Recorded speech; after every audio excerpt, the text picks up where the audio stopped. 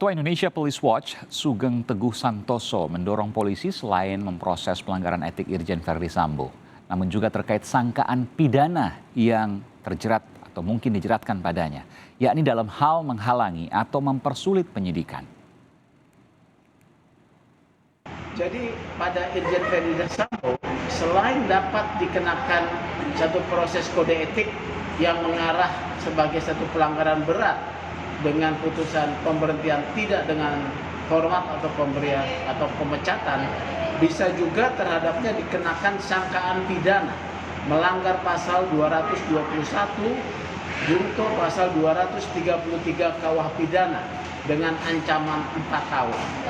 Menurut IPW kepada Verdi Sambo ditetapkan dulu pasal terkait dengan obstruction of justice tersebut. Saudara, kenapa pemeriksaan Irjen Verdi Sambo melibatkan BRIMOB dan apa pengaruhnya bagi pengungkapan kasus kematian Brigadir Yosua? Kita akan bahas bersama Inspektur Jenderal Polisi Purnawirawan Beni Mamoto, Ketua Harian Komisi Kepolisian Nasional Kompolnas, dan juga ada Komisaris Jenderal Polisi Purnawirawan Susno Duaji, mantan Kabareskrim Polri atau Kabareskrim Polri tahun 2008-2009. Selamat malam Bapak-Bapak, sehat selalu. Selamat malam, salam sehat. Iya. Saya ke Pak Susno dulu. Pak Susno. Ya, silakan. Pak Susno, ini hal yang seolah berbalik 180 derajat dari apa yang kemudian kita tahu belakangan ini. Karena ada penanganan hukum terkait dengan Irjen Verdi Sambo. Sedang diteliti oleh tim sus atau sedang diselidiki oleh tim khusus. Sementara ada aspek juga kode etik yang tengah juga diperiksa oleh Irjen Verdi Sambo. Apa artinya dari semua ini, Pak Susno? Jadi begini, beberapa hari yang lalu Baradae sudah ditetapkan jadi tersangka. Pasalnya 380 Yunto 5556. Ya. Nah, Yunto 5556 ini membuka peluang bahwa masih ada tersangka. Bisa tersangka utama, bisa otaknya gitu. Kemudian hari ini terkabar berita bahwa Baradae ganti pengacara dan dia minta perlindungan LPSK nantinya akan menjadi justice collaboration, tergantung keterangan dia. Kalau dia mengatakan bukan pelakunya, ada pelaku utama atau pelaku lain, maka ini penyidikan akan sangat berbelok lagi. Apalagi kalau diperkuat lagi dengan hasil otopsi yang katanya 2 atau 8 minggu lagi. Tapi tanpa itu juga, manakala ada dukungan keterangan yang sahih dari balistik forensik dan juga dari forensik digital yang akan mengetahui ada tembakan nggak di situ. Kalau tembakan ada jarak berapa, sudut berapa, dari senjata yang mana. Kemudian juga ada saksi utama, kan ada saksi utama Ibu Putri, kemudian Pak Sambo nantinya. Dan ini bisa-bisa merubah posisi daripada Baradae kalau dia betul-betul bukan pelakunya. Maksudnya bisa bebas, Pak Susno? Lah, kalau dia tidak melakukan penembakan, Betul. kalau dia tidak melakukan penganiayaan, nah dia hanya dikorbankan begitu ya? Selama ini dia hanya dikorbankan. Saya tidak bicara begitu. Ini kan jika. Karena apa? Ya. Kalau dia sudah diajak di situ, pada saat dia sudah Joshua sudah jadi jenazah, maka tidak ada pembunuhan jenazah. Karena kasus yang dituduhkan pada si Baradae adalah kasus pembunuhan. Pembunuhan itu pasti orang masih hidup. Baik. Atau setengah hidup gitu paling tidak. Intinya dia masih hidup. Tapi saya bertanya begini Pak Susno, ini ada dua hal. Ini Pak Susno baru sampaikan kan kasus pembunuhannya. Nah, saya ingin bertanya terkait dengan pemeriksaan etik Irjen Verdi Sambo yang sudah disebutkan diperiksa terkait dengan perusakan CCTV, meskipun belum terlalu detail soal apa ini. Nah, kalau seandainya ada perusakan CCTV, artinya ada kasus yang lain dong, dugaan ya, saya menyebutkan dugaan. Obstruction of justice atau menghalang-halangi penyidikan. Selain ada kasus pembunuhan juga, bagaimana menurut Pak Susno? Jadi ini sangat penting ya pemeriksaan Itsus, kita tidak bercuriga kepada Pak FS ya, tergantung hasil pemeriksaan daripada Itsus terhadap pelanggaran kode etik. Yang dilanggar apa? Kan Kapolri mengatakan salah satu diantaranya menghilangkan decoder atau CCTV. Nah, tentunya kan akan dikejar ini nanti. Adakah yang lain lagi yang dirusak atau posisi TKP? Tadi Pak Mahfud mengatakan bahwa isi almari, grinder pintu, kemudian darah dan lain-lain. Nah, ini Serse sebagai penyidik yang sudah mahir, penuh pengalaman. Ini kan sangat penting bagi Serse. Hasil pemeriksaan Itsus ini bisa mengarah kepada tindak pidana. Antara lain pertanyaannya, mengapa dirusak? Untuk apa itu? Nah, ini kan tentunya didukung lagi dengan keterangan-keterangan lain, alat-alat bukti yang lain, maka akan dicari siapa pelaku utamanya. Kita tidak mengatakan bahwa Bapak FS pelakunya, betul. kan? Kita tidak Tapi semua akan terjawab oleh alat-alat bukti yang sahih menurut pasal 184 Kitab Hukum Acara Pidana. Baik. Ya. Baik, saya ke Pak Beni. Pak Beni, saya ingin konfirmasi dari apa yang kemudian saya tanyakan ke Pak Susno. Artinya ada 2 kasus pidana yang tengah diselidiki saat ini. 1 kasus pembunuhan terhadap Brigadir Yosua, yang kedua kasus dugaan menghalang-halangi penyidikan atau obstruction of justice. Betul demikian? Ya, jadi perlu kami sampaikan dulu bahwa dinamika begitu tinggi dan perkembangan juga sangat signifikan pasca dimutasikannya beberapa pejabat di Propam Polri ke Yanma. Nah, ini membuat struktur yang tadinya para pihak yang terkait itu terikat dalam struktur komando ini menjadi hilang. Tidak ada lagi rasa khawatir atau tidak ada lagi bisa ada tekanan. Sehingga masing-masing akan menjelaskan apa adanya, masing-masing akan bicara apa adanya, karena sudah tidak ada beban lagi. Nah, inilah diharapkan nanti ke depan dengan kondisi ini, maka pengungkapan kasus ini akan menjadi lebih cepat. Nah, dalam konteks pembuktian nanti, ini sementara proses etik sedang berjalan, dikatakan bahwa dititipkan di tempat khusus, itu diatur dalam Perpol nomor 7 tahun 2022. Ini diantaranya adalah pertimbangannya karena kasus ini menjadi atensi publik secara luas.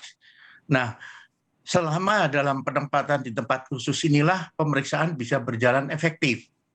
Sehingga nanti dalam waktu tidak terlalu lama tentunya pembuktian pasal demi pasal yang disangkakan atau dugaan pelanggaran yang dilakukan akan bisa dilakukan dengan maksimal. Tapi pertanyaan saya begini Pak Beni, apakah benar polisi saat ini kan Pak Beni bisa melihat konstruksi kasusnya.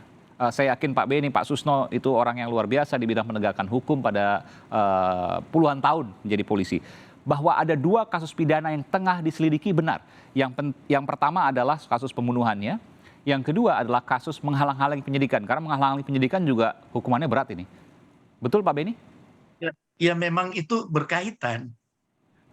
Berkaitan dalam arti ketika akan diungkap bagaimana konstruksi kasus pembunuhannya, di situ ada beberapa kendala yang dihadapi selama ini, yaitu hilangnya barang bukti. Maka ini nanti akan menjadi bagian dari pembuktian kasus itu. Baik, jadi memang ada 2 kasus yang saat ini tengah diselidiki. Yang pertama adalah kasus pembunuhan terhadap Brigadir Yosua, pembunuhannya. Yang kedua adalah kasus obstruction of justice atau kasus menghalang-halangi penyidikan yang diduga dilakukan oleh sejumlah pihak. Nanti kita tidak tahu berdasarkan hasil pemeriksaan. Dan ini mafhum Pak Susno bahwa dilakukan proses etik terlebih dahulu. Baru kemudian dilihat apakah ada pidana atau tidak. Atau berbarengan. Ini berbarengan. Dan yang mana yang dulu tuntas tidak akan menghilangkan yang lain. Pidana tidak akan menghilangkan pelanggaran kode etik tidak akan menghilangkan pelanggaran. Proses kode etik itu bisa menjadi pidana, antara lain menghalang-halangi jalannya penyidikan. Dan juga menjadi pintu masuk untuk membuktikan siapa pelaku utama daripada kasus pembunuhan Brigadir J.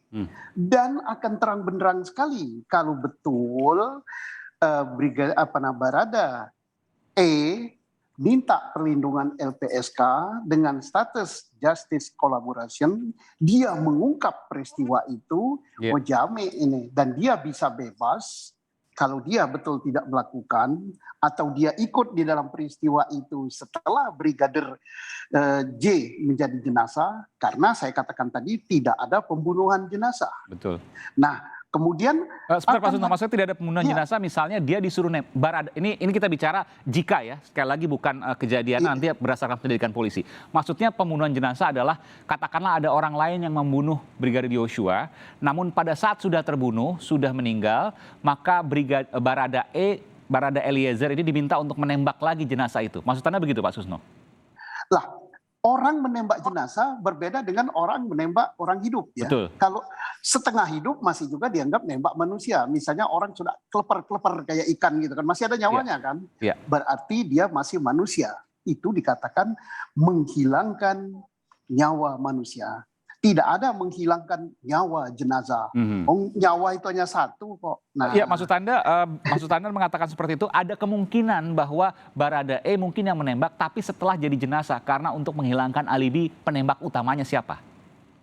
kalau itu yang terjadi berarti dia membantu melakukan menghilangkan alibi dan lain-lain. Itu ada pasal tersendiri, tapi pasalnya bukan pembunuhan ya. Jadi ini masih panjang kita. Saya tidak berandai-andai ke sana, tapi saya katakan bahwa Barada E kalau betul dia minta perlindungan di LPSK dan betul dia tidak melakukan itu, maka dia kemungkinan untuk membebaskan diri dari peristiwa pembunuhan itu besar. Nah, siapa pelakunya kita tidak tahu. Saya tidak mau berprasangka si A, si B. Betul. Tergantung. Syukur-syukur kalau Barada E ini dalam perlindungan LPSK dia ngomong, yang nyuruh saya pura-pura mengaku adalah si A, si B, si C. Saya tidak nyebut nama ya. Ini maka kalau betul itu dia katakan, tinggal dicocokkan dengan hasil otopsi kedua, dicocokkan lagi dengan hasil balistik. Hasil balistik ini kan bicara dari senjata mana itu keluar. Dicocokkan lagi dengan surat senjata yang ada pada Barada E. Apakah dia punya surat senjata? Apakah dia punya inventaris senjata? Nah, apakah dia tidak punya senjata gitu. Nah, ini jadi bukan berarti bahwa dengan adanya pasal 338 Yonto 5556 kasus ini sudah mulus. Pak Beni mengatakan tadi benar apa yang dikatakan Pak Beni. Dengan adanya penetapan Barada E menjadi tersangka, kasus ini majunya luar biasa. Tetapi juga berkembangnya luar biasa. Nah, contohnya yang 25 orang yang dinonjobkan, yang diyanmakan dan ditempatkan di dalam tempat khusus, ini kan bisa menjadi pidana menghalangi jalan penyidikan. Bisa juga apakah mereka terlibat di dalam peristiwa yang disangkakan ini, yaitu kasus Duren 3 ini. Bisa juga apakah hanya melanggar kode etik saja, tergantung dengan kedudukan, posisi, dan porsi masing-masing di dalam peristiwa ini. Ini masih sangat asik, sangat cair peristiwa ini. Tetapi kita bersyukur pada Polri bahwa dengan dibentuknya tim sus, kemajuan sudah sangat-sangat luar biasa. Iya, apalagi mungkin ada informasi yang menyatakan bahwa Barada E mengakui semua apa yang terjadi secara jujur. Tentu ini informasi yang beredar. Betul seperti itu Pak Beni? Saya ingin terakhir sebelum menutup, Anda juga mendengar hal yang sama?